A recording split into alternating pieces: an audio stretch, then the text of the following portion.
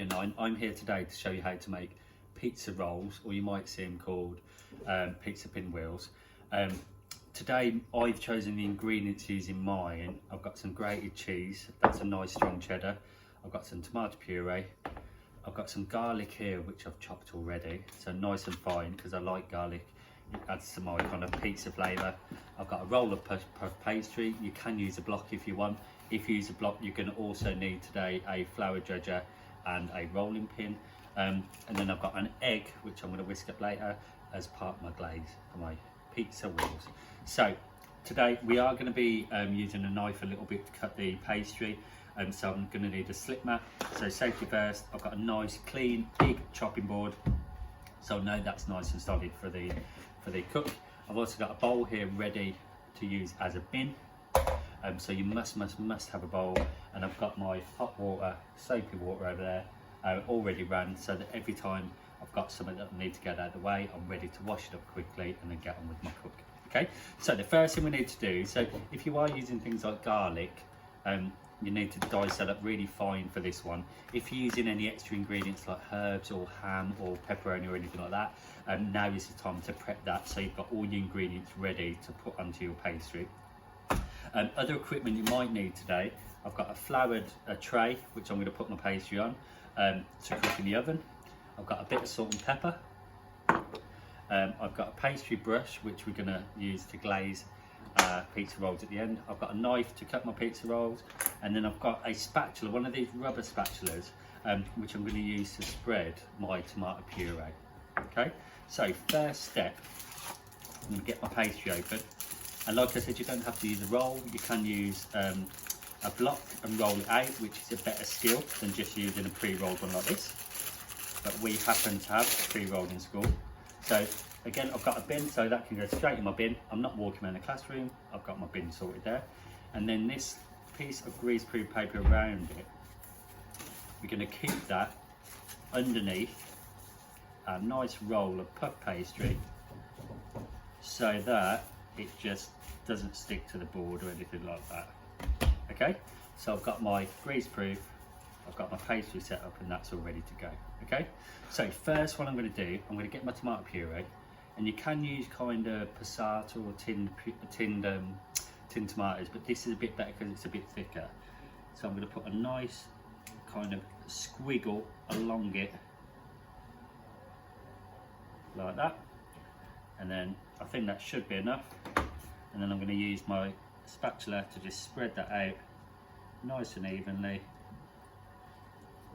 So I want a nice even layer of tomato puree. Remember, tomato puree is concentrated, so it's a bit like, say, if you use squash in a drink, you don't need much of it. It's got loads of flavouring already.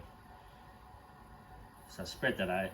Got a nice even layer of tomato puree. Easy peasy. I'm going to lean that against my bin so it's out of the way. So tomato puree, then I'm going to get my chopped garlic. It's nice and finely chopped. I'm just going to sprinkle that over. Bear in mind, if you use something like garlic, it is quite strong. You could use onion, you could use some nice mushrooms, anything like that. I can spread that out a little bit if it's clumped up.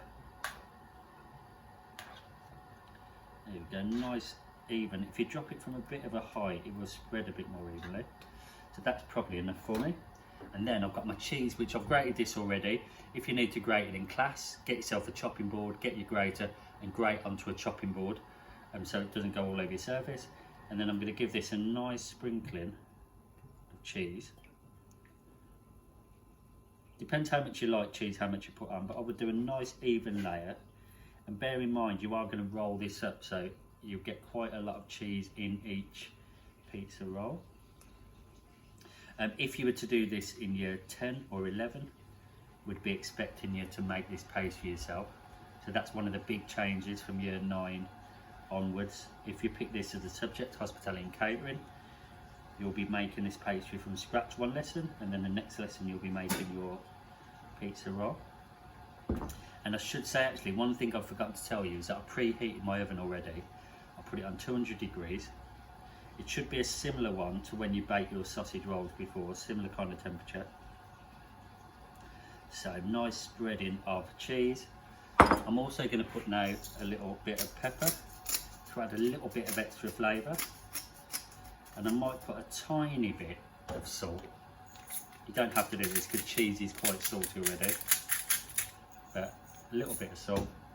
So now I've got my finished one. I've got my pastry, I've got my tomato puree, I've got my garlic, and then I've got my cheese. Okay, if you were going to put ham or anything like that, and now would be the time to have that on the top. Okay, what I'm going to do now is I'm going to turn my board, and I'm going to roll it from the short end, so I get kind of larger wheels, so more turns, and I'm going to carefully roll it up nice and tight.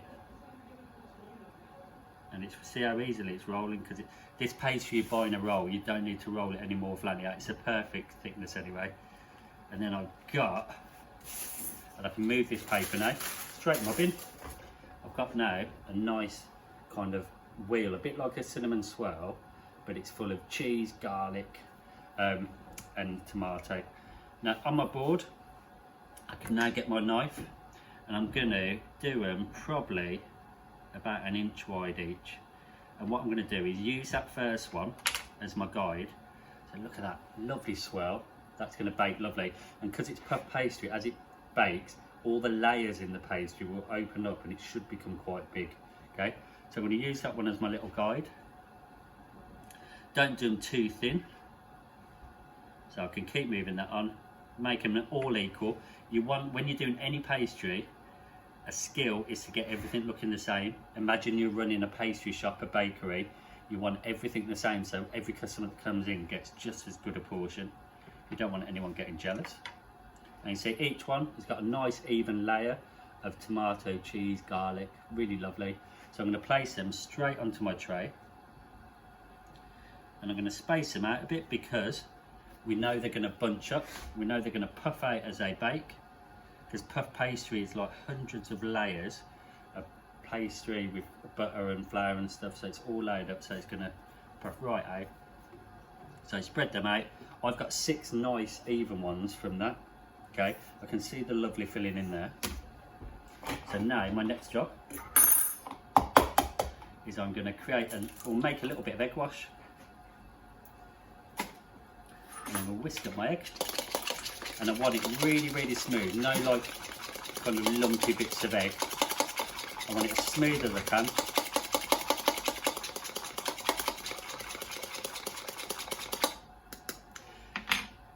If you wanted to make cinnamon swirls or something like that, it's just sugar and cinnamon instead of the cheese and tomato, so you could vary it if you wanted to make some at home.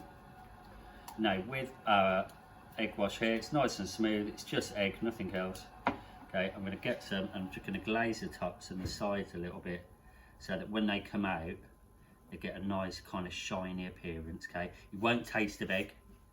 Okay, some of you are worried about that. It's just going to change the appearance and make them nice and shiny. Okay, now doing them this size, I'm not too sure how long they're going to take in the oven, but what I'm going to do is I'm going to give them 15 minutes to start and keep an eye on them. I'm not going to keep opening the oven now. Remember, when you open the oven, it cools everything down really quickly. So I'm just glazing the sides, glazing. So they should be nice and shiny on the top and the bottom. And I've got a little bit of egg on my fingers now, so when I've finished this, I'm going to wash my hands before I touch my tray again in the oven, so I don't get egg on the oven door.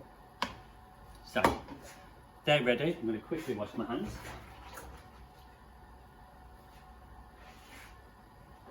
Now I'm going to put these in, like I said, I've set my oven for 200.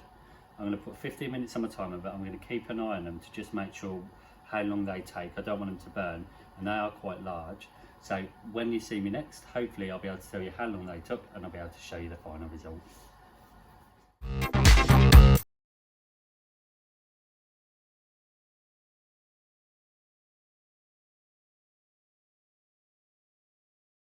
Okay then, year 9, so these have had about 15 minutes on 200 degrees.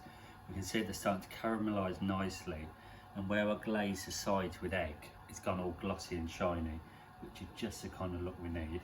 And you can see it's still got the swirl, so it still looks really lovely and appetising, to me anyway. So I've got my oven gloves, so I'm getting them out there nice and safely. I've got my worktop protector ready. I've got my named container. See, I've put Mr. Cook on it. named container ready next to me to put those in. Okay, so I'm popping them down on my worktop protector. I've got a metal spatula ready to get them off there in a moment, and to let them cool down, I'm going to get a nice cooling rack, clean cooling rack, and then I'm going to carefully lift these up. Now, as I'm lifting up, I can check the bottom. That's the bit that wouldn't be cooked if it was still undercooked. And you see the bottom is nice and crunchy and brown, so it's cooked nicely. So I'm going to carefully lift these up. Have your tray right next to your cooling rack, so you don't have to move them. If you move them too far, you'll end up dropping them. I've still got water, hot water in there, ready for my tray. I've not run the water off. I've not taken my chef clothes off. So lift these up, and because it's pastry, it's full of butter, so they're not sticking. Oop. They're not sticking. Now, I really want to try one of these in a second, but I'm going to wait for them to cool down a bit. My hot tray goes straight in there, ready to soak a little bit. Oven gloves back on the oven. Worktop protector back in the drawer. That can go by my wash. So now nice and clear. So you can see when we put these in, they were quite flat, and now they're quite big because the puff pastry is actually expanded because of the butter and moisture in it. So now there's our lovely pizza roll. I'm going to enjoy eating some of those for lunch today. Okay, so your target is to work cleanly, work really organised. Okay, return the section to how it was when you got here today. Tidy drawers, tidy cupboards, perfect sink with no sink in the plug hole. And then in terms of the product, we're looking for, I've got at least six lovely even pizza rolls that are golden, lots of flavour inside, and something you'll enjoy eating. Okay, so good luck. Hope you enjoy this one. Most people find this one really tasty, and so I'm looking forward to what you all come up with. See you soon.